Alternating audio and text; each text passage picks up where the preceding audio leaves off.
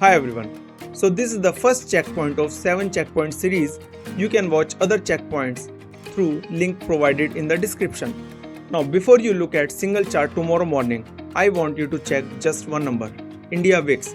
Most traders skip right past it and that one habit costs them quite dearly again and again. It impacts short and long traders in a completely different way and in a very aggressive way. So here what actually VIX is. It's the fear index. It tells you how much market is expected to move today. And it's not a guesswork. It's not someone's opinion. It has been pulled directly through the option prices. It's a pure math. So below 13 you expect a calm day. Breakout trades tend to work in this kind of environment in a much better way. Between 13 to 18 it's a normal market day.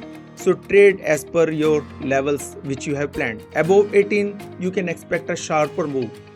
Above 22 this is the day when you have to be careful. You have to cut down your position sizes very significantly.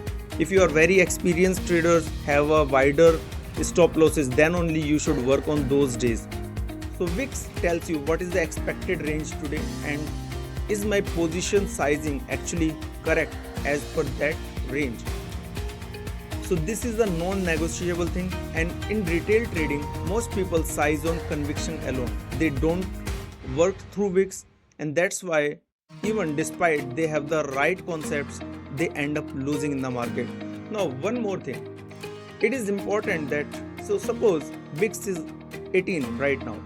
Now it is important whether we are expecting that VIX to move to 20 or from 18 we are expecting that VIX to move to 16.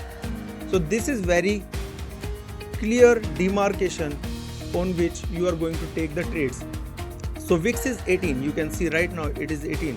If it is expected to go down, you will increase your position sizing, and if it is going to increase to 20, you are going to reduce your position sizing. How you are going to do that?